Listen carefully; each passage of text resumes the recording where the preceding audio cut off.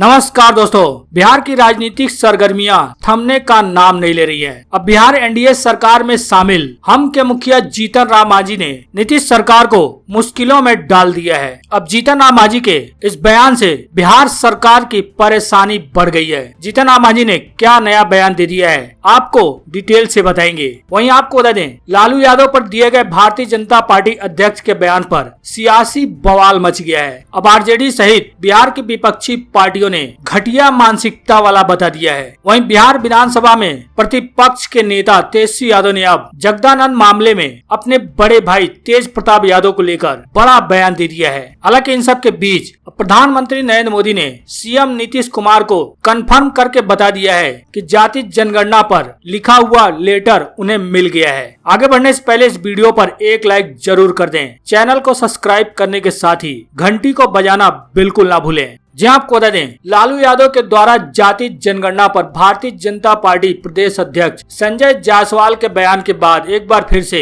बिहार की राजनीति गर्म हो गई है। उनके बयान के बाद अब आरजेडी और कांग्रेस दोनों पार्टियों ने घटिया बताते हुए सवाल खड़े किए हैं। आरजेडी के प्रवक्ता शक्ति सिंह यादव ने संजय जायसवाल पर निशाना साधते हुए कहा कि उनका यह बयान गलत है। उन्हें अब यह बताना चाहिए कि जब 2005 से संजय जायसवाल के पिता मदन जायसवाल लालू यादव के पास टिकट के लिए आए थे और क्या वो उस दिन को भूल गए जब भारतीय जनता पार्टी ने उनके पेट पर लात मारी थी। तब वो लालू यादव की चरण वंदना कर रहे थे। उन्होंने कहा कि जाति जनगणना इस देश की मांग है। कमंडल वाले 1990 में भी मंडल का विरोध कर रहे थे और आज भी विरोध ही कर रहे हैं। ऐसे में हमें कुछ भी नया नहीं दिख रहा है। संजय जायसवाल के बयान उनके मानसिक दिवालियापन को दर्शा रहे हैं। भारतीय जनता पार्टी इसलिए इसका विरोध कर रही है कि ताकि सत्ता संपत्ति पर एक आधिपत्य हमेशा उनका ही रहे। हालांकि कांग्रेस ने भी जमकर निशाने पर लिया है। कांग्रेस प्रवक्ता राजेश राठौर ने कहा, संजय जायसवाल किसको घटिया मानसिकता बता रहे हैं, वे जन जन की आवाज उठाते रहे हैं। उन्होंने कहा कि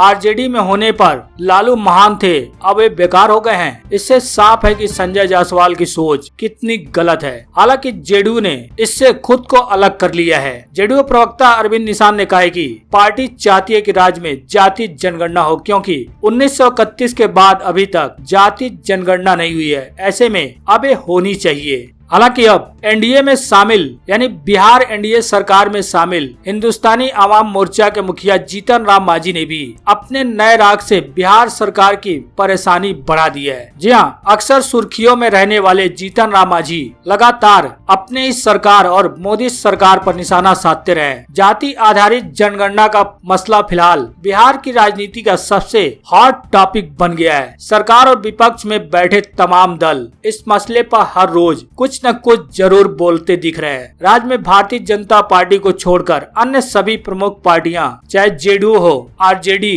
कांग्रेस, सभी पार्टियां इसी वर्ष होने वाली जनगणना में जाति का कॉलम शामिल करने की मांग पर अड़ी हुई है। लेकिन हिंदुस्तानी आवाम मोर्चा ने अपने रुख में थोड़ा बदलाव कर लिया है। राज्य के पूर्व मुख्यमंत्री और हम के संयोजक जीतन राम मांझी ने कहा है कि राज्य सरकार को अब खुद ही जाति आधारित जनगणना शुरू करनी चाहिए। मांझी ने प्रधानमंत्री नरेंद्र मोदी को ओबीसी बिल संसद में पास कराने के लिए धन्यवाद दिया। साथ ही कहा कि अब ओबीसी के मसले पर केंद्र सरकार ने राज्य सरकारों को ही काफी शक्ति दी है, इसलिए बिहार की सरकार को अब खुद ही इस मसले पर आगे बढ़ना चाहिए। इस मसले को लेकर केंद्र सरकार पर दबाव बनाना छोड़ देना चाहिए। यानी कि उन्होंने कहा कि अब खुद ही राज्य सरकार को जाति आधारित जनगणना शुरू करा देनी चाहिए। हालांकि बिहार के मुख्यमंत्री नीतीश कुमार भी और उनकी पार्टी भी जाति आधारित जनगणना के लिए केंद्र सरकार से मांग कर चुकी है। इस मसले पर मुख्यमंत्री ने प्रधानमंत्री को करीब एक हफ्ते पहले पत्र लिखकर मुलाकात के लिए समय भी मांगा था। हालांकि इसके अलावा बिहार में विपक्ष के प्रमुख नेता तेजस्वी यादव ने भी इस मसले पर प्रधानमंत्री मोदी को पत्र लिखा है। पत्र में क्या लिखा है आपको आगे बताएंगे, लेकिन उससे पहले आपको बता दें, मुख्यमंत्री ने यानी नीतीश कुमार ने जो प्रधानमंत्री को पत्र लिखा था, अब प्रधानमंत्री मोदी की तरफ से यह कंफर्म कर दिया गया है कि जाति जनगणना को लेकर लिखा गया मुख्यमंत्री की तरफ से पत्र उन्हें मिल गया है। मुख्यमंत्री नीतीश कुमार की ओर से जारी विज्ञप्ति के मुताबिक जाति जनगणना कराने को लेकर मुख्यमंत्री द्वारा प्रधानमंत्री को लिखे गए पत्र का एक्नॉलेजमेंट प्राप्त हो चुका है। इसका आशय है कि प्रधानमंत्री को यह पत्र प्राप्त होने के बाद मुख्यमंत्री को पत्र प्राप्त होने की सूचना भेज दी गई है। हालांकि प्रधानमंत्री नरेंद्र मोदी अब इस मसले पर मुख्यमंत्री नीतीश कुमार से कब मिलेंगे या नहीं मिलेंगे, यदि मिलेंगे तो मुख्यमंत्री अकेले होंगे या उनके साथ डेलीगेशन होगा, यदि प्रतिनिधि मंडल होगा तो उनमें कौन कौन शामिल होंगे, ये सारे सवाल अभी भविष्य की गर्त में छुपे हुए हैं। अभी बस इतना ही कंफर्म हुआ है कि प्रधानमंत्री मोदी को मुख्यमंत्री नीतीश कुमार द्वारा लिखा गया पत्र उन्हें मिल गया है। लेकिन अब कंफर्मेशन के बाद उम्मीद की जा रही है कि जल्द ही इस पर पीएमओ की ओर से अंतिम निर्णय भी लिया जाएगा। जैसा कि आपको बता दें, केंद्र सरकार की ओर से लोकसभा में भी साफ कर दिया गया है कि 2021 की जनगणना में SC/ST को छोड़कर बाकी जातियों की गिनती नहीं कराई जाएगी। इसके बाद से ही विपक्ष पूरी तरह से एक्टिव हो गया है और पूरी तरह से मांग कर रहा है कि जाति जनगणना होनी ही चाहिए, जिसमें एनडीए के घटक दल जेडीयू भी शामिल है, साथ ही वीआईपी और हम पार्टियां भी। ये सभी जाति जनगणना कराने के पक्ष में पूरी तरह से खड़े हुए हैं। हालांकि एक दिन पहले ही तेजस्वी यादव ने भी इसी मसले पर प्रधानमंत्री मोदी को पत्र लिखा था। उन्होंने प्रेस कॉन्फ्रेंस करते हुए बताया था कि उन्होंने प्रधानमंत्री मोदी को जाति जनगणना कराने के मसले पर उन्हें पत्र लिख रहे हैं। हालांकि कटाक्ष करते हुए कहा था कि नीतीश कुमार की ओर से प्रधानमंत्री मोदी को लिखे गए पत्र के बावजूद उन्हें बुलावा नहीं मिला है। सीएम नीतीश कुमार का सरकार अपमान कर रही है।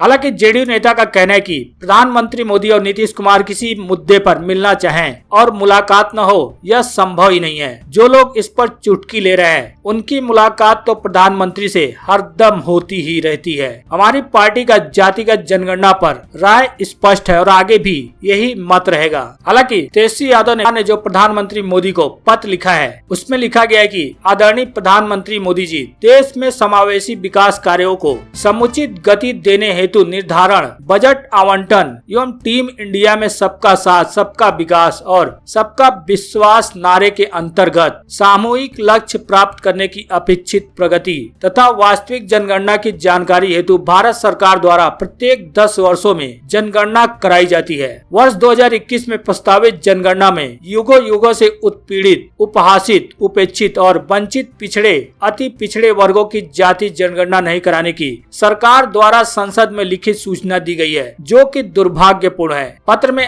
आगे लिखा गया, पिछड़े एवं अति पिछड़े वर्ग युगों के अपेक्षित प्रगति नहीं कर पा रहे हैं। ऐसे में यदि अब जाति जनगणना नहीं कराई जाएगी तो पिछड़ी, अति पिछड़ी जातियों की शैक्षणिक, सामाजिक, राजनीतिक व आर्थिक स्थिति का न तो सही आकलन हो सकेगा, न ही उनकी बेहतरी व उत्थान संबंधी कोई नीति निर्धारण हो पाएगा और न ही उनकी जनसंख्या के अनुपात में सरकारों द्वारा बजट का आवंटन हो पाएगा। आज से 90 साल पहले जाति जनगणना 1931 में की गई थी। अब यह समय और बहुसंख्यक आबादी की मांग है कि अविलंब जाति जनगणना कराई जाए ताकि विभिन्न जातियों के आंकड़े सामने आ सकें। हालांकि अब तेजस्वी यादव ने तेज प्रताप द्वारा जगदानंद सिंह पर दिए गए बयान पर सफाई दी है। जी हां, तेज प्रताप यादव के बयान पर क्या राजद के प्रदेश अध्यक्ष जगदानंद सिंह नाराज हैं? यह सवाल बिहार के राजनीतिक गलियारों में तैर रहा है। आज नेता प्रतिपक्ष तेजस्वी यादव ने खुद प्रेस कॉन्फ्रेंस के दौरान इस सवाल का जवाब दिया। जवाब देते हुए तेजस्वी यादव ने कहा कि पार्टी में कहीं भी किसी भी प्रकार की मतभेद नहीं है, ना तो नाराजगी है, सब कुछ पार्टी के भीतर ठीक है। जी आपको बता दें, पिछले दिनों लालू प्रसाद यादव के बड़े बेटे तेज प्रताप यादव ने एक कार्यक्रम में पार्टी के अध्यक्ष जगदानंद सिंह का नाम लिए बिना हिटलर बता दिया था। तब से ही बताया जा रहा है कि जगदानंद सिंह नाराज चल रहे हैं। बताया जा रहा है कि राजद के प्रदेश अध्यक्ष जगदानंद सिंह छात्र राजद के कार्यक्रम के बाद से ही प्रदेश दफ्तर नहीं आ रहे हैं। वे घर बैठे ही सीसीटीवी के माध्यम से दफ्तर की मॉनिटरिंग कर रहे हैं। अब राजनीतिक गलियारों की चर्चा की माने तो जगदानंद सिंह तेज प्रताप यादव के उस बयान से जिसमें तेज प्रताप यादव ने बिना नाम लिए हिटलर बता दिया था, उस बयान से नाराज बताए जा रहे हैं। लेकिन अब खुद तेजस्वी यादव ने यह साफ कर दिया है कि पार्टी के भीतर सब कुछ ठीक है, कोई नाराजगी नहीं है। हालांकि वहीं आपको बता दें, इन सब के बीच ही भुवनेश्वर चौधरी और राजेश राम जेडीयू में शामिल हो गए हैं। शामिल होते ही नीतीश की तारीफ में कई कसीदे पड़े हैं। जी हाँ, जनता दल यूनाइटेड यानी जेडीयू को मजबूत बनाने का कार्यक्रम जारी है। इसी सिलसिले में शुक्रवार को बिहार के पूर्व मंत्री और गरखा सारण से 5 बार के विधायक भुवनेश्वर चौधरी और पूर्व एमएलसी राजेश राम जेडीयू में शामिल हो गए। दोनों ने जेडीयू के पार्टी कार्यक्रम में शिक्षा भवन निर्माण मंत्री की उपस्थिति में पार्टी का दामन थामा है। शामिल होने के बाद भुवनेश्वर चौधरी ने कहा, आरजेडी पहले की तरह पार्टी नहीं रही। ऐसे में कुछ महीने पहले मैंने लालू यादव की पार्टी छोड़ने का फैसला लिया। समाज के हर वर्ग को मुख्यमंत्री नीतीश कुमार से कई उम्मीदें हैं। नीतीश कुमार की तरफ से चलाई जा रही विकास और कल्याणकारी योजनाओं का लाभ मिल रहा है। उन्होंने कहा कि नीतीश कुमार जैसा सुशासन और कोई नहीं दे सकता है। साथ ही उन्होंने कहा कि अब नीतीश कुमार जी के साथ रहकर पार्टी को मजबूत करूंगा।